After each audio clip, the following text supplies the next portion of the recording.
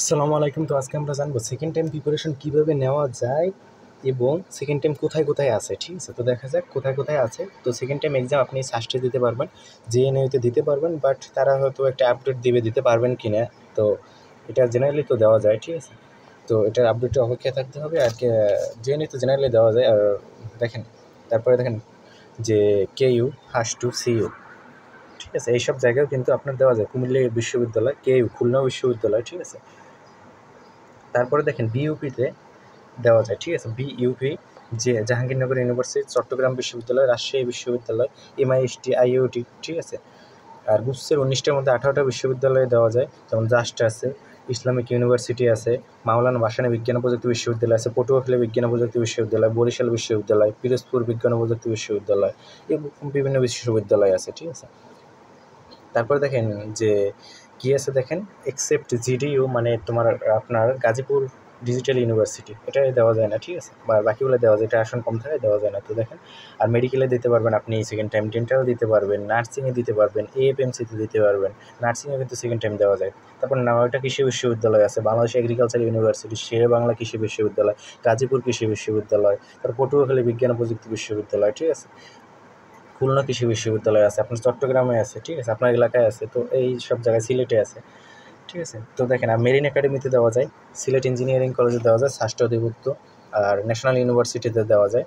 তো এবার second time দেওয়া উচিত হবে কি না, তো তাই নিয়ে আলোচনা করি আর কীভাবে কী প্রস্তুতি নেবেন, ঠিক আছে। তো দেখেন যে অনেকগুলো ভালো ভালো বিশ্ববিদ্যালয় কিন্তু এইখানে আছে, ঠিক আছে। যেমন মনে করেন সাস্ট, জেএনইউ, খুলনা, কুমিল্লা, হাস2, বিইউপি, জেইউ, সিইউ, আরইউ, ঠিক আছে। তারপর Maulana Bhashani, JUST, IU, medical, তারপর Bangladesh agriculture, Shere Bangla, marine academy, ঠিক আছে। তো ভালো ভালো কিন্তু বিশ্ববিদ্যালয় আছে এইখানে, ঠিক আছে, এমআইএসটি, আইইউটি।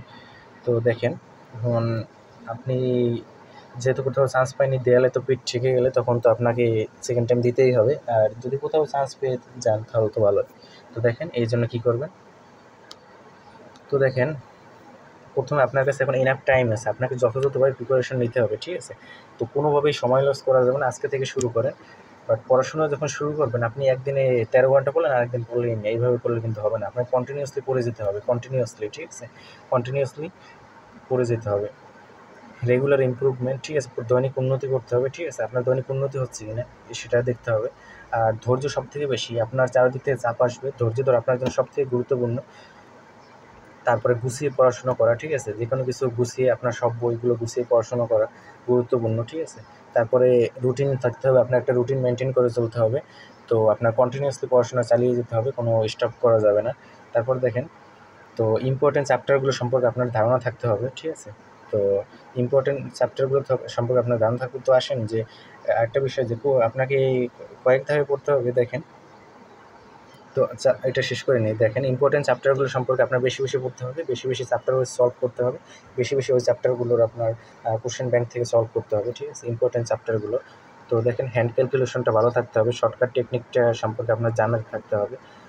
বিশেষ করে তারপর অনলাইন ক্লাস আর এক্সাম বেসে আপনি ভর্তি হয়ে যাবেন, এটা মাস্ট। অনলাইন ক্লাস করা আপনার জন্য অনেক গুরুত্বপূর্ণ ভার্সিটির জন্য, আর অনলাইন এক্সাম দেওয়া মাস্ট, ঠিক আছে।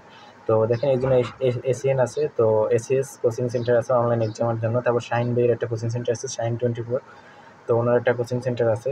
তারপরে দেখেন, অনলাইনে এগুলো পড়তে পারেন, কম টাকার মধ্যে আপনি পারবেন। তো এইসব ক্ষেত্রে কিন্তু এসিএস এর কোশ্চেন কিন্তু স্ট্যান্ডার্ড হয়, ফার্স্টের ছেলেরা কোশ্চেন করে, এসিএস কিন্তু আমিও কোশ্চেন করেছি। তো দেখেন, এসিএস এর কোশ্চেন কিন্তু ভালো হয়, এসিএস স্ট্যান্ডার্ড হয়, বেছে বেছে আপনার মনে করেন যে স্ট্যান্ডার্ড কোশ্চেনই করা হয়। তো দেখেন, স্ট্রং প্রিপারেশন আপনার নেওয়া লাগবে, একটা শক্তিশালী প্রিপারেশন। আপনি কিন্তু জানেন আপনি কীভাবে কী পরীক্ষা দিয়েছেন, আপনার সব অভিজ্ঞতা আছে, বাট আপনার প্রচুর পরিমাণে এখন তো স্টুডেন্ট আবার আসবে, তাদের সাথে আপনার প্রতিযোগিতা করতে হবে, অনেকেই সেকেন্ড টাইম দিয়ে, তো স্ট্রং একটা প্রিপারেশন নিতে হবে। তো দেখেন, এই ক্ষেত্রে দেখেন, প্রথমে বলি কাটমার্ক বা মেরিট, বিভিন্ন ইউনিভার্সিটির এগুলো আপনাকে জানতে হবে। এই যে কাটমার্কটা প্রত্যেক বছর অ্যাভারেজ থাকে, তো এর চেয়ে যদি আপনি একটু বেশি পেতে পারেন কোনো মতে, তাহলে আপনার চান্স, আপনার তো দরকার চান্স। তো কোনো মতে এই কাটমার্কটা এর থেকে একটু বেশি হলেই আপনার চান্স হয়ে যাবে, ঠিক আছে। এরকম আপনার পড়াশোনা করা উচিত, ঠিক আছে। তো দেখেন, এখন পড়াশোনা কীভাবে করবেন, দেখেন, কোশ্চেন ব্যাংকটা প্রথমে অ্যানালাইসিস করা দরকার, ঠিক আছে। কোন চ্যাপ্টার থেকে বেশি কোশ্চেন আছে, ওই চ্যাপ্টারগুলোর খুবই স্টার দেবেন, ঠিক আছে। আপনি কোশ্চেন ধরবেন, 20 সালে কোশ্চেনটা ধরলে কোন চ্যাপ্টার থেকে বেশি কোশ্চেন আসছে ওইটার উপর স্টার দিলেন, এইভাবে 21 সাল, 22 সাল, 23 সাল, 25 সাল, বিভিন্ন যে প্রিভিয়াস যে 15 সাল 16 সাল এইভাবে কোশ্চেন মানে কোন চ্যাপ্টার গুরুত্বপূর্ণ এইভাবে দেখলেন। আপনি যদি আরও ভালো করতে চান, আরও পারলে টপিকগুলো কোন টপিকগুলো গুরুত্বপূর্ণ এগুলো আপনি স্টার মার্ক করে রাখলেন, তো ওইগুলো ভালো করে পড়লেন, ঠিক আছে। তারপরে আপনাকে বই পড়তে হবে বেশি বেশি, চ্যাপ্টার ওয়াইজ সলভ করতে হবে, এমসিকিউগুলো রিটেনগুলো সলভ করতে হবে, রিটেন যদি থাকে। আপনার নোটস চাইলে করতে পারেন, নাও করতে পারেন, এটা আপনার ইচ্ছা। নোট চাইলে যেগুলো পান না খুঁজে পান না ওগুলো নোট করতে পারেন। ম্যাথগুলো আপনাকে না দেখে প্র্যাকটিস করতে হবে, এমসিকিউগুলো কিন্তু আপনাকে না দেখে প্র্যাকটিস করতে হবে পারার। আর থিওরিগুলো যদি কিছু আছে মুখস্থ করে যাওয়া ভালো, কিছু আছে ডিপলি পড়লে বই পড়লে বোঝা যায়, তো ওগুলো আপনার ডিপলি পড়তে হবে, বারবার প্র্যাকটিস করতে হবে, প্র্যাকটিস অ্যান্ড প্র্যাকটিস, ঠিক আছে, করতে হবে।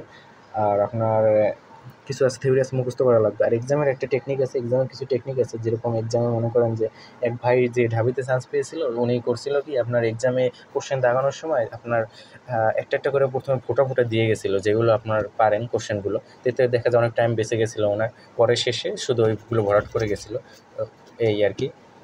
তো উনি ঢাবিতে ভালো অবস্থান ছিল টপ 100-র মধ্যে, ঠিক আছে। তো এক্সামের আরও কিছু টেকনিক আছে, যেরকম যে বললাম কাটমারির সম্পর্কে জানা, যে অনুগুণ 60 পেলে মোটামুটি চান্স পাওয়া যায়। তো আপনার 60 মিনিটে যদি 60টা সঠিক দেখাতে পারেন তাহলেই আপনার ভালো, নেগেটিভ দেখাতে যাবেন না, নেগেটিভ দেখালে আপনার ওই 60-এর চেয়েও অনেক নিচে নেমে যাবে, দেখবেন আপনি মনে করেন যে আরও বেশি হবে, কিন্তু না, কখনোই না, এটা সবসময় নিচে নেমে যায়, এটা আমি এক্সপিরিয়েন্স আছে। তো বাট ওই কাটমার্কগুলো দেখে নেবেন, যদি 60 থেকে 65টাও দাগাতে পারেন বুঝছে, দেখা যায় যে ভালো ভালো সাবজেক্ট পাবেন। তারপর বিভিন্ন জায়গায়, ঠিক আছে, কাটমার্কগুলো দেখে নেবেন, ওই অনুযায়ী ভালোভাবে দাগানোর চেষ্টা করবেন। আবার কোশ্চেন ইজি হলে কিন্তু কাটমার্ক কম হয়, মানে বেশি হয় আপনার, কোশ্চেন হার্ড হলে কাটমার্ক কম হয়, এইগুলো জিনিসগুলো খেয়াল রাখবেন। অ্যাভারেজ একটা কাটমার্ক রাখার চেষ্টা করবেন। আপনার নেগেটিভ দাগানো যাবে না, আপনি যতগুলো পারেন এইগুলো দাগাই আসবেন, ঠিক আছে। আপনি যদি 60টা পারেন, 70টা পারেন, 75টা পারেন, ঠিক আছে, এগুলো দাগাই আসবেন, ঠিক আছে। মেডিকেল বা বিভিন্ন জায়গায়, মেডিকেল তো আরও বেশি দাগানো লাগবে আপনার, যেহেতু আবার মাইনাস যায় মার্ক। তো এই বিষয়গুলো আপনার খেয়াল রাখা লাগবে, ঠিক আছে। তো আরও যারা বিভিন্ন বিশ্ববিদ্যালয়ে চান্স পেয়েছে তাদের সাথে যোগাযোগ রাখুন, পারলে একটা টিউটর রাখুন, অনলাইনে ক্লাস করুন, যেন আপনার যদি আত্মীয় স্বজন সাস্টে পড়ে কেউ বা ডিউতে পড়ে তাদের সাথে অনলাইনে ক্লাস করতে পারেন, ঠিক আছে, আপনার কাছে, এটা সবথেকে ভালো হয়, বেটার হয়। তো এইভাবে পড়াশোনা করতে পারেন। তারপর যে ভাইরা মেডিকেলে চান্স পেয়েছে তাদের সাথে যোগাযোগ রেখে পড়াশোনা করবেন, তাদেরকে যেহেতু অভিজ্ঞতা আছে, যেহেতু তারা চান্স পেয়েছে, ঠিক আছে, তাদের কাছ থেকে পরামর্শ নেবেন। সব পরামর্শই কিন্তু আবার যে বিভিন্ন ইউটিউব থেকে যে বিভিন্ন পরামর্শ নেবেন সবাই কিন্তু সঠিকভাবে পরামর্শ দেয় না, ঠিক আছে। তো আপনার উপর ডিপেন্ড করে সব কিছু। তো এই জিনিসগুলো খেয়াল রাখবেন, ঠিক আছে। তো ভালো থাকবেন সবাই, আশা করি। তো ধন্যবাদ, আল্লাহর উপর ভরসা রাখবেন, দোয়া করবেন বেশি বেশি, নামাজ পড়বেন, ঠিক আছে। তো ধন্যবাদ সবাইকে, ভালো থাকবেন।